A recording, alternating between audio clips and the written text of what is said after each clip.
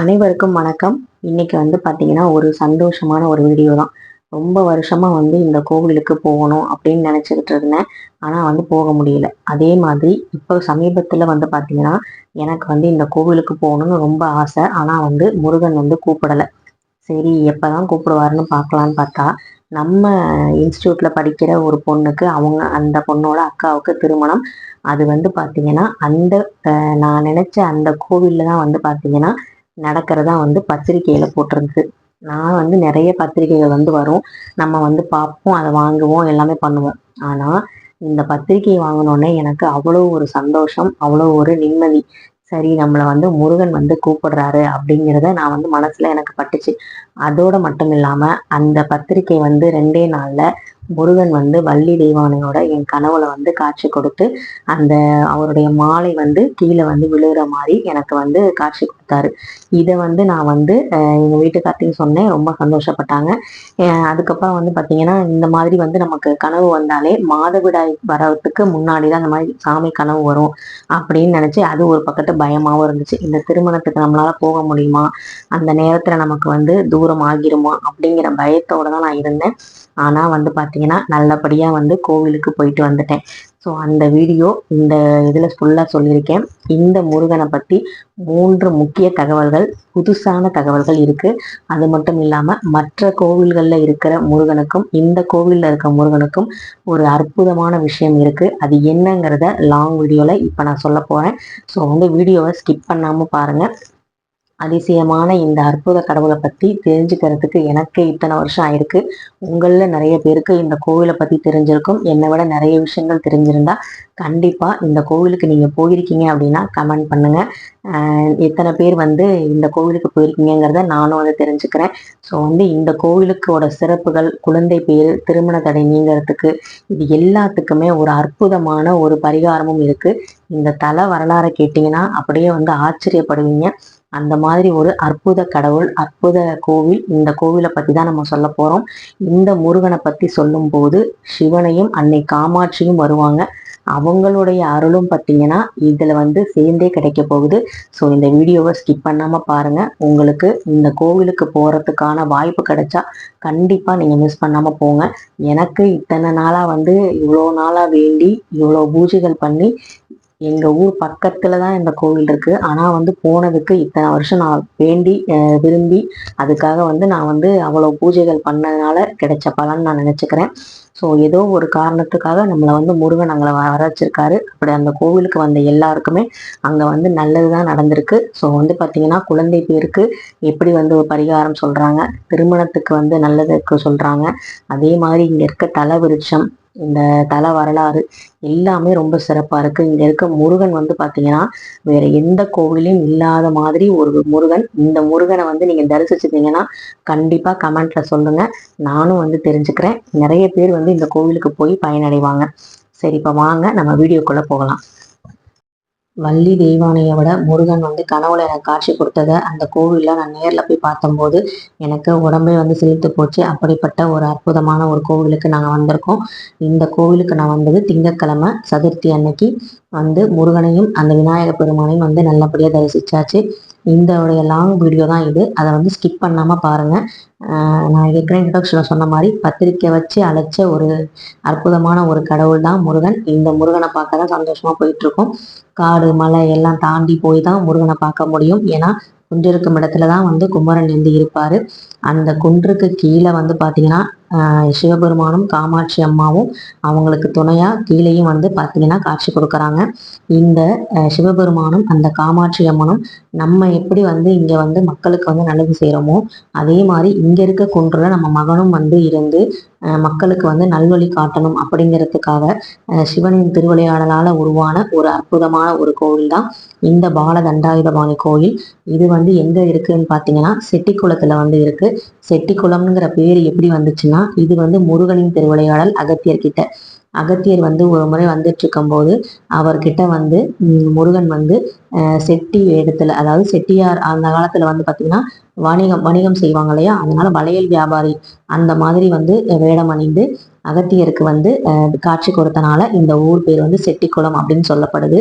இங்க பார்த்தீங்கன்னா எப்போவுமே முருகனுக்கு நம்ம ஏறும்போது ஏறுபடிகள் மட்டும்தான் இருக்கும். ஆனால் இந்த கோவிலில் ஏறுறதுக்கு தனியாக 240 படிகளும், இறங்குவதற்கு தனியாக 251 படிகளும் வந்து இருக்கு. அதே மாதிரி நமக்கு மலைப்பாதையும் இருக்கு. வண்டியில வந்து நம்ம போய்க்கலாம். ஸோ இந்த மாதிரி வந்து ஒரு அற்புதமான ஒரு கடவுள் இருக்க காட்சியை நம்ம பார்க்க போறோம். இங்க குரங்குகளும் அதிகமா வந்து இருக்கு. ரொம்ப ரொம்ப வந்து சந்தோஷமா வந்து இந்த கோவிலுக்கு வந்தாச்சு. ஏதோ வெளியூருக்கு வந்த மாதிரி, ரொம்ப தூரம் வந்த மாதிரி இந்த இடத்த பார்க்கும்போது இருந்தது. எனக்கு அவ்வளோ வந்து ஒரு புதுசா தெரிஞ்சிச்சு. ஆனா நம்ம ஊர் பக்கத்திலேயே இருக்கிற கோவிலுக்கு நம்மளால வர முடியல, இத்தனை வருஷம் ஆச்சேன்னு ரொம்ப வருத்தமாகவும் இருந்தது. அதுக்கப்புறம் வந்து பாத்தீங்கன்னா நல்லபடியா வந்து கோவிலுக்கு வந்து வந்தாச்சு. இந்த கோவில் வந்து பாத்தீங்கன்னா பராந்தக சோழன் வந்து ஆண்டுகிட்டு இருக்கும்போது அந்த ஊர்ல சேர்ந்த வணிகர் ஒருவர் வந்து இங்க தங்கி இருக்கும்போது அவர்கிட்ட வந்து ஜோதி வந்து லிங்கமா வந்து காட்சி வந்து கொடுத்திருக்காரு சிவபெருமான். இதை பார்த்த அந்த வணிகர் வந்து காலையில போய் மன்னர்கிட்ட சொல்லும் போது அந்த மன்னரை பார்க்க விருந்தாளியா வந்த குலசேகர பாண்டியரும் வந்து வந்து பார்த்திருக்காங்க சந்தோஷத்துல. ஆனா அங்க சிவலிங்கம் இல்லை. அதை பார்க்கும்போது ரொம்ப வருத்தப்பட்டாங்க. அப்ப அந்த சிவலிங்கம் இல்லையே அப்படின்னு நினைக்கும் போது அப்ப ஒரு வயசான ஒரு கிழவர் வந்து பாத்தீங்கன்னா கையில கரும்போட வந்து அந்த சிவலிங்கத்தை அடையாளம் காமிக்கிறாரு. அதுக்கப்புறம் பாத்தீங்கன்னா அந்த வயதானவர் வந்து மறைஞ்சிட்டாரு. அப்புறம் பாத்தீங்கன்னா கரும்போட முருகன் வந்து அந்த குன்றில் வந்து காட்சி கொடுத்திருக்காரு. இதனாலதான் வந்து பாத்தீங்கன்னா அந்த முருகன் வந்து இங்க வந்து அந்த குலசேகர பாண்டியர் வந்து, அதாவது விருந்தாளியா வந்த அந்த குலசேகர பாண்டியர் முருகனுக்கும் கீழே வந்து இந்த குன்றுக்கு அடியில ஏகாம்பரேஸ்வரர்னு சிவன் காமாட்சி அவங்க தரிசனம் கொடுக்கிற அந்த கோவிலையும் வந்து கட்டியிருக்காரு. 2 கோவிலையும் இவர் தான் வந்து கட்டியிருக்காரு. ரொம்ப வந்து ஒரு அற்புதமான கடவுள். மற்ற கோவில்கள்ல இல்லாத முருகனுக்கு இந்த கோவில்ல உள்ள முருகனுக்கும் என்ன வித்தியாசம் அப்படின்னு பாத்தீங்கன்னா, வேல் இல்லைன்னா முருகன் இல்லைன்னு சொல்லுவாங்க, வேலவன் இல்லைன்னா எதுவுமே இல்லைன்னு சொல்லுவாங்க. அப்படிப்பட்ட இந்த பால தண்டாயுதபாணி கையில வேலுக்கு பதிலா கரும்பு வந்து இருக்கு. 11 கண்ணுங்கள் கூடிய அந்த கரும்பு. இது வந்து என்ன காரணம் அப்படின்னு பாத்தீங்கன்னா, அன்னை காமாட்சி தேவி அவங்களுக்கு வந்து அந்த சூரனை வந்து வதம் செய்துட்டு வந்ததுக்கு அப்புறம் அந்த வேலை வச்சுதான் வந்து அவர் வதம் செஞ்சுட்டு வந்தாரு. அதுக்கப்புறம் அதுக்கு அன்பு பரிசா இந்த கரும்பை, தன் கையில் இருந்த கரும்பை வந்து இந்த குட்டி முருகனுக்கு வந்து அழகா வந்து கொடுத்துருக்காங்க. அதனால அன்னையோட பரிசை விட மனசு இல்லாம அந்த வேலுக்கு பதிலா இந்த முருகன் கோவில்ல மட்டும்தான் முருகன்கிட்ட கரும்பு வந்து இருக்கு. இது வந்து ஒரு முக்கியமான விஷயம். அது மட்டும் இல்லாம முருகன் கோவில்ல வந்து பாத்தீங்கன்னா இங்க வந்து தலவிருட்சம் வந்து வில்வ மரம். இந்த வில்வ மரம் பாத்தீங்கன்னா ரொம்ப பெருசா இருக்கும். அதை வீடியோல காமிச்சிருக்கேன் பாருங்க.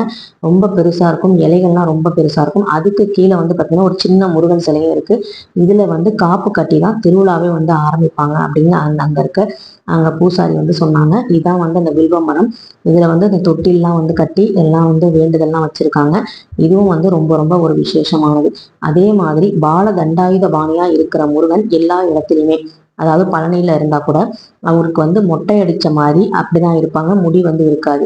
ஆனா வந்து பாத்தீங்கன்னா இங்க இருக்கிற முருகனுக்கு, குட்டி முருகனுக்கு அவருக்கு வந்து குடுமிநாதர் அப்படிங்கிற பேரும் இருக்கு. அதனாலதான் வந்து பாத்தீங்கன்னா ஏன்னா கொஞ்சமா வந்து முடி வந்து இருக்கும் அவருக்கு, வச்சிருப்பாங்க. அதுவும் வந்து மற்ற முருகன் கோவில்ல இல்லாத ஒரு சிறப்பு இங்கேயும் இருக்கு. இதுதான் வந்து அந்த ஏகாம்பரேஸ்வரர் கோயில், அதாவது அடிவாரத்துல இருக்கும். அதுக்கப்புறம் வந்து பாத்தீங்கன்னா 3வது விசேஷமானது என்னன்னா, இங்க இருக்க முருகனுக்கு வந்து பாத்தீங்கன்னா தலை வந்து கொஞ்சம் சாஞ்சிருந்த மாதிரி இருக்கும். அதாவது அன்னையும் அப்பாவையும் பார்த்த மாதிரி தலை வந்து அந்த ஏகாம்பரேஸ்வரர் பார்த்த மாதிரி கொஞ்சம் சாஞ்சிருக்கும். அதாவது அம்மாவையும் அப்பாவையும் பார்த்த மாதிரியே இருப்பாரு இங்க இருக்க முருகக்கடவுள். இந்த முருகக்கடவுளை நம்ம சஷ்டி அன்னைக்கு வேண்டி வணங்கி நம்ம வந்து பாலாபிஷேகம் பண்ணோம் அப்படின்னா நமக்கு வந்து குழந்தை பேர் வந்து கிடைக்கும். அது மாதிரி நிறைய பேர் பயனடைஞ்சிருக்காங்க. அந்த சஷ்டியில வந்து பாலாபிஷேகம் பண்ணிட்டு குழந்தை வந்து நல்லபடியா பிறந்ததுக்கு அப்புறம் குழந்தைய தொட்டில வச்சு கரும்பு தொட்டில் வச்சு சுத்தி வந்து வரணும். அதனால கரும்பு வந்து முருகன் கையில இருக்கனால இங்க வந்து கரும்பு தொட்டில் வந்து ரொம்ப ரொம்ப பிரசித்தி பெற்றது. அதே மாதிரி கல்யாண தடை இருக்கிறவங்க கண்டிப்பா வந்து இந்த முருகனுக்கு வந்து நம்ம வேண்டுதல் வச்சோம் அப்படின்னா கண்டிப்பா வந்து கல்யாணம்ங்கிறது நடக்குது, திருமணம் வந்து நல்லபடியா வந்து நடக்குது. நிறைய பேருக்கு வந்து திருமணம் வந்து இங்க வந்து நடந்திருக்கு அப்படின்னு சொல்றாங்க. அது மட்டும் இல்லாம இந்த முருகனை வந்து வேண்டிக்கிட்டு நம்ம போய் நிலத்துல ஏதாவது வந்து விதைச்சோம்னா அதை நல்லபடியா வந்து முளைச்சு வரும். அதனால வந்து பாத்தீங்கன்னா விவசாயிகள் வந்து இங்க வந்து வேண்டிக்கிட்டு அதுக்கப்புறம் விவசாயத்தை வந்து ஆரம்பிச்சு அதை அறுவடை பண்ணதுக்கு அப்புறம் அவங்க நிலத்துல விளையிற அந்த பொருட்களை வந்து இங்க வந்து சாமிக்கு வந்து படைக்கிறாங்க. இந்த மாதிரி வந்து நிறைய நல்ல விஷயங்கள் இந்த கோவில்ல வந்து இந்த முருகப்பெருமானால் நடந்துகிட்டு இருக்கு. பெரம்பலூர் மாவட்டத்தில் இருக்க இந்த செட்டிக்குளம் முருகன் கோவிலுக்கு உங்களுக்கு வர்றதுக்கான வாய்ப்பு கிடைச்சா கண்டிப்பாக வாங்க. வண்டியிலையும் வந்து மலை மேலே ஏறலாம், அதுக்கும் ரோடு போட்டிருக்காங்க. அதே மாதிரி நீங்கள் வந்து படிக்கட்டில் ஏறி வரதுனாலும் ஏறியும் வரலாம். நல்ல விசேஷமாக இருக்கும். காலையில் 7:30 மணிலேருந்து 1 மணி வரைக்கும் கோவில் திறந்திருக்கும், நடை திறந்திருக்கும். அதுக்கப்புறம் வந்து பார்த்தீங்கன்னா இந்த கோவிலில் தங்கத்தேர் இழுக்கணும்னு நீங்கள் ஆசைப்பட்டீங்கன்னா 1000 ரூபாய் கட்டி நம்ம வந்து தங்கத்தேர் இழுத்துக்கலாம். அதே மாதிரி வெள்ளிக்கவசம் சாத்தோம்னா 100 ரூபாய் போட்டிருந்தாங்க. அதே மாதிரி இங்கே கிரிவலமும் இருக்குது. பௌர்ணமி நாளையில் கிரிவலமும் வந்து சுற்றி வராங்க. இது மாதிரி ஒரு பெரிய விசேஷம் வந்து வேற எதுவுமே கிடையாது. கீழே வந்து நம்ம சிவபெருமானும் காமாட்சி அம்மாவும் நமக்கு அருள்பாலிக்கிறாங்க. மேலே இவர் வந்து ராஜகணபதியும் முருகனும் நமக்கு அருள்பாலிக்கிறாங்க. இந்த மாதிரி ஒரு சிவ குடும்பம் இந்த மலையில வந்து இருந்து நமக்கு நல்லபடியாக வந்து அருள்பாலிக்கிறாங்க. நீங்களும் வந்து இந்த கோவிலுக்கு வந்து பயனடைஞ்சு நல்லா வந்து இருக்கும் அப்படின்னா கமெண்ட் பண்ணுங்க. இந்த கோவிலுக்கு ஏற்கனவே நீங்கள் வந்திருக்கீங்க, இதில் நிறைய வந்து நான் பயன்பட்டுருக்கேன் அப்படின்னா கண்டிப்பாக வந்து கமெண்ட் பண்ணுங்க. இதை வந்து பழனியில் இருக்க பாலதண்டாயுதமான இருக்கிறதுனால இவருக்கு இந்த கோவிலுக்கு வடபழனிங்கிற பேரும் இருக்கு. அதுவும் வந்து ஒரு கூடுதல் சிறப்பு. எங்களுக்கு செட்டிக்குளம் பாலதண்டாயுதபாணி முருகனோட ஆசீர்வாதம் பரிபூர்ணமாக கிடைச்சிருச்சு. அதே மாதிரி உங்களுக்கும் வந்து கிடைச்சிருக்கும்னு நான் நம்புறேன். வேண்டிக்கோங்க, சீக்கிரமா நீங்களும் இந்த கோவிலுக்கு போய் முருகனோட ஆசையை கண்டிப்பா பெறுவீங்க. நெக்ஸ்ட் வீடியோல பார்க்கலாம். நன்றி, வணக்கம்.